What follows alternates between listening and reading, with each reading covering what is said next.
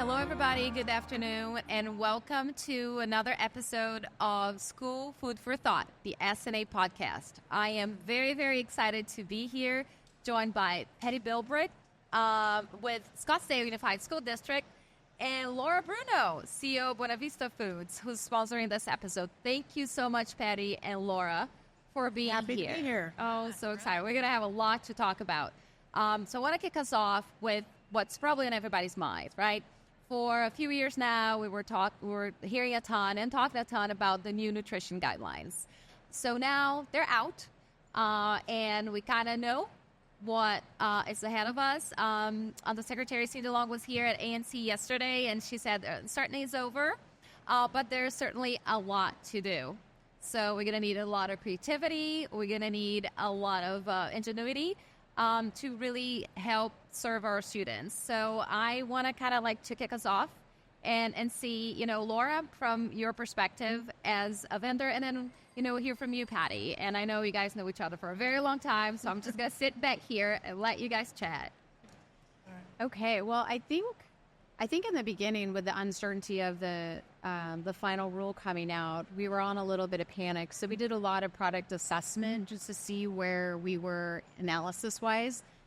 And then as we were preparing for the standards, we realized, okay, since it's not product-based, it's a weekly average, where do our products fall right now? If we created a menu, how would we fare? And so what we did is we created a sample menu for breakfast, since we're a baked goods company and a lot of our products do contain added sugar in them. So that was the big item of concern for us in the proposed rule at the time. So once we completed our sample menu, we were able to see that our products met the guidelines. And so when the final rule came out, we were already there.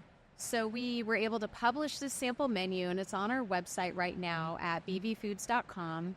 And you can see just a week at a glance, 3 sweeter items with 2 of our savory breakfast items. And it made us feel a lot better. So we didn't have to spend a lot of time and money in R&D, reformulating our products. So that was, a really blessing in disguise that we already met the guidelines. But it really comes down to the creativity with menu planning, to just like we do with our budgets. And as a former child nutrition director, we all know when we're planning our meals and our budgets, sometimes we have a more premium item that costs more, and you offset that with a lower cost item. Yes, Same thing with the sugar, right? And the sodium. So it's all about that balance. Yeah. And so where you see too, Patti, like now that you know what you're dealing with, how are you going about implementing this? So first I want to talk about what we're dealing with. Yes. Okay? It was not as bad as we all thought it was going to be. And we have to acknowledge that. Yes. And give praise to USDA for listening to what you needed as operators. It really wasn't that bad. A lot of it was the way we're dealing with it is shifting our mindset. When you get creative, you have to think outside of the box. Maybe breakfast isn't always a breakfast item. Maybe it's a lunch item. We do breakfast for lunch. What about lunch for breakfast? Sure, we know cost is a factor, but you don't have to have as much. I was at a vendor's booth who they asked me, hey, is there a place for this 2-grain pretzel stick? I'm like, breakfast there is. They're like, we never thought about putting it in breakfast. I'm like, it's a lower sugar grain. It then opens up that window to put in those higher sugar, sweeter grain products throughout the week and balance that out. So you've got to look at different creative ways of doing things. There are ways that you can put a chicken tender and a small biscuit together to make a breakfast, and you're being able to balance that nutritionally throughout the week. I think it's kids would like that. I think if some of your empanadas or your calzones, the price point works once in a while in breakfast. I mean, those are things that I think kids don't have a problem with that. They'll eat anything they like whenever. Who doesn't like cold pizza at breakfast? I mean, we all eat something at lunch, at breakfast. So, hey, there's a way to make that work. So that's what we're looking at. We're also looking at bringing in the creativity from our students and our staff. This summer, we brought in 4 of our managers, and we said, here are the regulations. Here's what we want. We're looking for breakfast items, and we're looking for some new creative entrees for lunch. Go for it. Come knock our socks off. It was great. For 2 weeks, we got like lunch catered to us every day because they brought in what they made. And it was just awesome. And also engaging those student focus groups and a student advisory council, they're going to tell you where you're missing your mark, where you're doing good, and they're going to tell you things that you never even thought of. And I think that's where we are right now, is in that creative process of taking our menus and moving them forward well before they really have to be established in a year. I think just on that note too, the feedback, not the student feedback, obviously is imperative. We as manufacturers, we love the feedback because we may think, oh, we've created this great new product, and then Patti will come and say, doesn't work, and this is why. And I've never done that. Oh, never. I mean, if they say, you know, the old mentality, build and they will come, it's much better to build with them because they're already there. Right. Right. Yeah. Right. Yeah. I think as we move forward too, we're in an area, we're in a flux, we're in an area of change. We've got to change our programs. So I think these regulations came at a good time when we're all looking at post-pandemic of new and different and creative ways to do things. Look at this as not another barrier. Look at this as a way to kind of push us in a new path, push us down a new venue of how we serve kids and what we want for our students. Don't look at like we've done, sit on our laurels for the past 20 years, what we've done. We got shaken up a few years ago, and that's not a bad thing. That's not a bad thing. It's making us think differently. And that's where I kind of get excited, especially I'm an OG director. I've been around for a while. It was nice to have something that I think kind of got my creative juices going again. I love that you said you're OG director. I'm an OG director. I mean, I used to always look at the other ones and go, oh, look, and now I am one of those. But we need something that sometimes sparks that creativity in us, and talk with your manufacturers. Those relationships, I always say, child nutrition is all about relationships. Yep. And talk with them, give them your ideas, I've known Laura forever. And one of the things I say, have you ever thought about making something like this? Yeah. And, then the little food scientist in her gets going, and they come up with something that works for all of everybody out in school food. And, don't think my idea is not important, or maybe it's not a great idea. Little ideas spark a big change. So that communication between our manufacturers, and also tell them what isn't working too, and maybe what they could do just to tweak an item. Because sometimes it's a minor little thing. You might say, crust is a little too sweet tasting. So they need to change it, and it could be a big hit. So. And how do you take that feedback, Laura, this relationship that you have?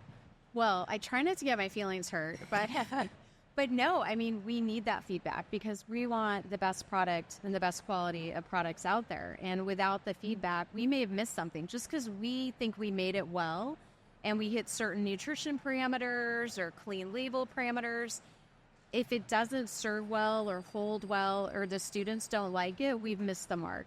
So we rely on that feedback for all of our process improvement, our quality, and our R&D, frankly. And so we need the feedback when we want it. And sometimes it's bad, and it is painful to see, but we can't make it better. And I do want to say, too, USDA has been remarkable in partnering with us as industry. And I know we actually had a meeting with USDA last night with this group they've coined as industry champions. And I'm proud to be a part of that and represent Buena Vista. And one thing that they are working with us on is how can they improve the process and with the final rule implementation. And the one thing that we've talked about is training for the implementation, and then also just the innovation. They're really pushing us to innovate and come up with new and fresh ideas to bring to school menus. So they really charged us with that goal to start innovating, not reformulating, and bringing less sugar to the menus. Yeah, that's a good, innovating, not reformulating. And I think you both spoke to the importance of advocacy, and that's what SNAs try to do, and to bring our members together and give you a platform and a channel to USDA, because I think you and I have talked about this too, Laura. You feel that you were heard, right? That throughout the last 2 years, all the conversations that happen, all the meetings, they come to our conferences, they interact with you, Laura, and, manufacturers and operators, and to feel that your voice makes a difference. I think sometimes we forget that. And you said that too, Patti, little things have a big impact. They do. And sometimes you feel like that's the one thing that, only applies to you. That's only a pain point to you. But when you voice that, then everybody else hears it, and all of a sudden it creates a movement because it's not only particular to you. They're facing the same challenge. And when you come together, as we've seen over the last 2 years, everybody, I feel like, was holding their breath. And then when we finally saw what was out, to your point, it was not so bad. And, he can help the industry move forward, and it can help you all better serve children. Yeah, we had the small group meetings with USDA in the last few days, and I know that they've had multiple meetings like that. And, I can say 10 years ago, we didn't really ever have anything like that. So that was really great to have that. And they did bring out meeting with the manufacturers and really meeting one-on-one with industry, because one of the biggest concerns a lot of us expressed was, are these manufacturers going to stay in K-12? Mm-hmm. Yeah. And I think having that pipeline and that direct communication with USDA on the manufacturer side is going to make people feel more comfortable and trust the process, that we are all going to still be here. We'll be in here. I mean, we all worry about something. I guarantee you 10 years from now, 20 years from now, we'll all still be feeding kids. I might be retired, but we'll all be still feeding kids. And you know what? USDA is here to help us. And I mean, they're really in our corner.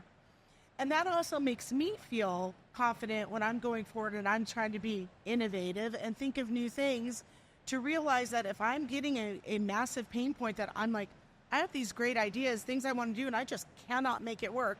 I think back of the Healthy Hunger Free Kids Act when we all voiced our opinions on the maximums. Remember the mins and the maxes? Does anybody out in the audience remember that? I wanted to cry every single day because I couldn't make it work. That lasted less than 6 months, and they pulled it from the regulations, but they heard loud and clear it didn't work.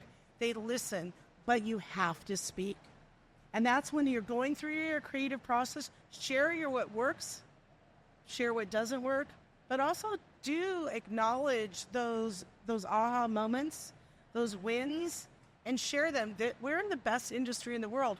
We don't have trade secrets. That's awesome. We share it with each other. I've never worked anywhere where we're so open with everything we have, and I think that's so great, because we all just want to be here to feed kids and do the right thing.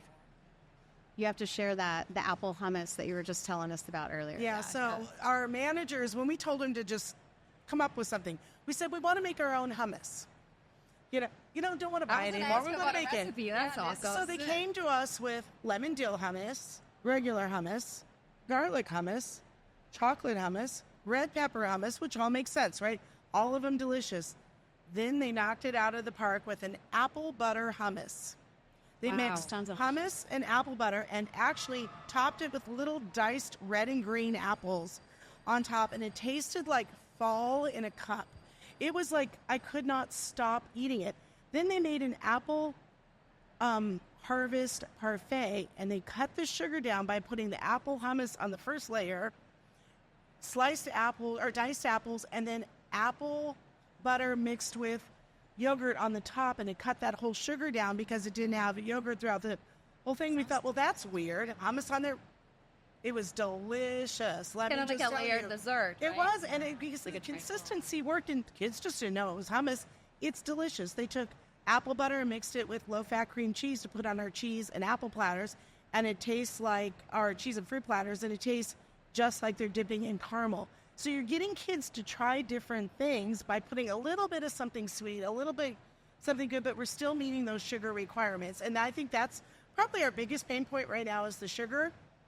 And I think we'll be fine. I think it's just tweaking your recipes just a little. And there's creativity out there. There is so much that they're so happy. And guess what? The best part? Managers are going to then present these new recipe ideas at the managers' meetings to managers. It's not director and menu planner standing up from the top down telling them this is what they now have to make. It's always kind of better received from peers. And then they realize that if they could have done it and they came up with it and they think it's something we could do in our kitchens, they'll do it. So it's not just about your creativity, it's how you also present it to your team to implement it. It's that hidden nutrition, right? Oh, yeah. The hummus, they didn't know they were having like the legumes and the apples, and that's something that we're doing too. I think of like your muffin with the sweet potato. Yeah, the sunrise muffin. Sunrise. So we've been baking with. So do you remember the raisin paste? Like, from quality raisin paste. Yeah. 25 years ago. So we've okay, you're calling me out of my age. I remember 25 years ago. We've known each other 30 years, so it's our age. You heard about it from somebody else. Right. Yeah. So the raisin paste, like in cookies and baking and applesauce, so we're still doing that. We're baking with sweet potato. We've been doing it for 10, 15 years. Wow. And we're baking with carrot puree now and zucchini, and it's just all hidden in there. Just hidden nutrition in the baked goods to cut the added sugar. And it tastes delicious. It tastes amazing. You don't even know. The students don't even know when they're taking like a breakfast crumble made with organic carrot puree and zucchini shreds, and they take a bite and they think it's coffee cake. And then you tell them it's got carrots and zucchini in it, and they don't believe you. It's fantastic.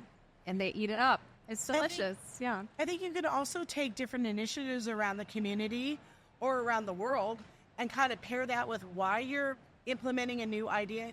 Like maybe it's a Mediterranean platter. And I think in our district, so I'm in Scottsdale, Arizona. The city of Scottsdale has partnered with the Blue Zones initiative, and they are becoming a Blue Zones target city. Wow. So when we heard this, we were like, we are all in our school district. We're like, we're going to do this. So we're coming up with Blue Zones inspired entrees and sides.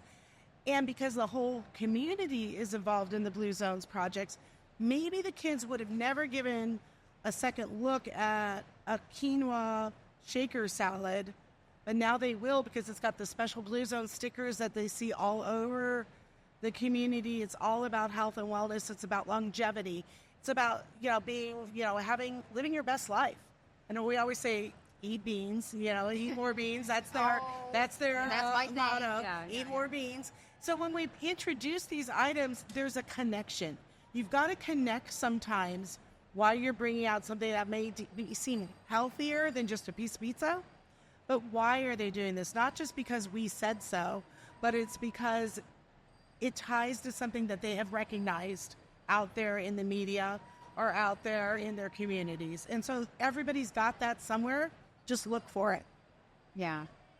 I love that, the Blue Zone initiative is like a Scottsdale thing, but then you guys came in the schools and end up bringing that in because it's something that the kids are going to see throughout. Right. And hopefully, if you get them when they're young, then that's a lifestyle they'll be able to implement throughout their lives.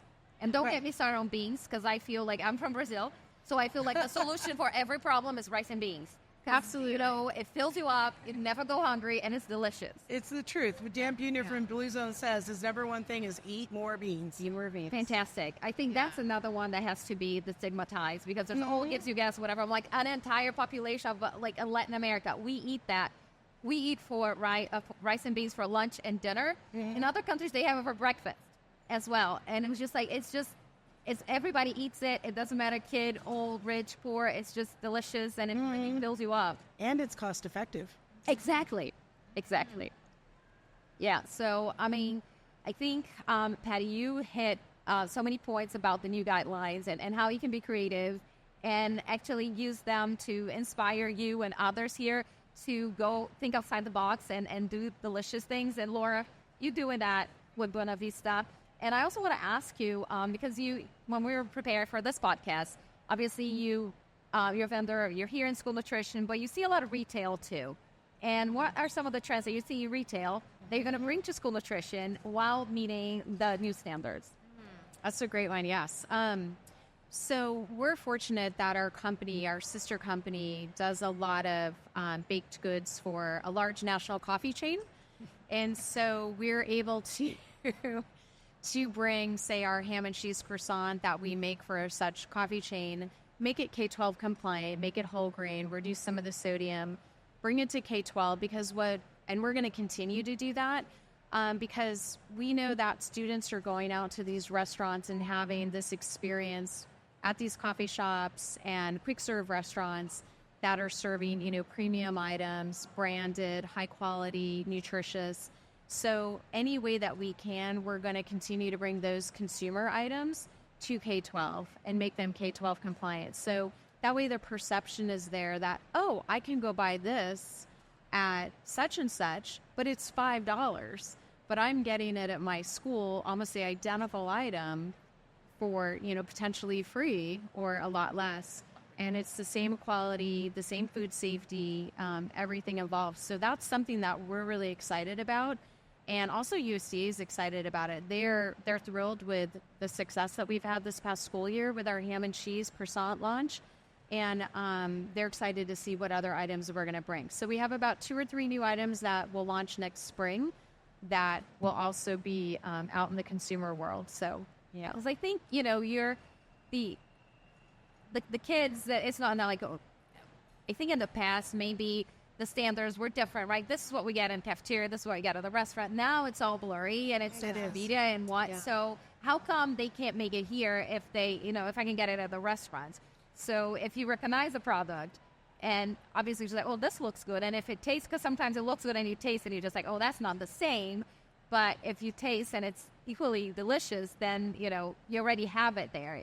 Right, and I think a lot of us, too, is you see that fast casual out there. You've got to maybe look a little more fast casual. Yes. Even if you can't afford to redo everything, it's all about the way we present food, right? Don't have a dollar store basket. Actually order a nice little, melamine white square thing that can line up your items in and make it look just like it does when you go to a fast casual place. Also, look at what's out there. I've thought about, my dream right now is poke bowls. Can we afford to make poke bowls? No. But could we do something similar with the imitation crab that's shredded? Could we put in your edamame, have those flavor stations where they can squeeze all the different, like a ponzu sauce.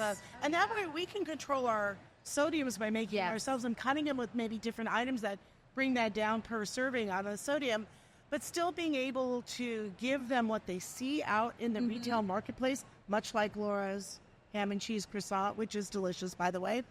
Not trying to just plug all your products, but it is really good.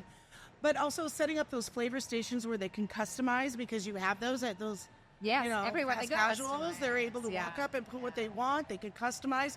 Where you're not necessarily having a staff member do it. Have a flavor station. Have squeeze bottles. Have little, eighth pans with small little bits of jalapenos and items. They can add to it and make it their own, because that's what they want. And that way, sometimes not every student's going to do it. In fact, probably most of your students won't do it. But having that option there makes it feel like it's about them. Yes, personalized. So also, if you put a pickled jalapeno on every single spicy chicken sandwich because you want to make some ultra spicy chicken sandwich, you're going to have to count that sodium. You put it in that flavor station and you just have maybe a few students pick it up. That sodium level comes way down, but you still have that option for kids. And that's how I'm saying, flip our thinking. Let's not do what we've always done.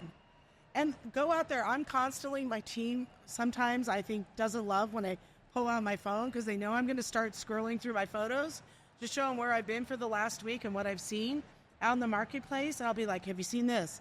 Or I'm going to give a plug for Tips for School Meals That Rock. Scroll that. Scroll the SNA website. Follow SNA on Instagram. They're always showing everything that other districts are doing.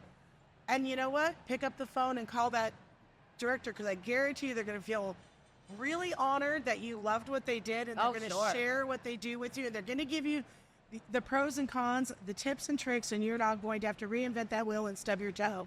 They did it already, but they're going to tell you how to do it. Yeah, I'm going to plug in the SNA recipe library that we have on the website, so you can see, by cuisine, by ingredients. So it's a really good resource for anybody who's looking for innovative ideas to implement in a cafeteria. All right, I think, I hope everybody here was inspired as I was. When I was talking to Laura about this, she was like, oh, Patty's great. She has all these ideas and all that. And thank you, Laura, because Patti is great. And I just learned so much. And now I wanted some poke bowls. But yeah, I know, right? I have to wait. I want to thank you all for joining us Thanks today for having us. and sharing your wealth of knowledge. I'm really excited that you're here. I hope you have a great time at ANC. I want to thank our audience, and I hope they have learned as much as I have. And we'll see you next time. Thank you. Thank you. Thanks, audience. I didn't even know we'd have one.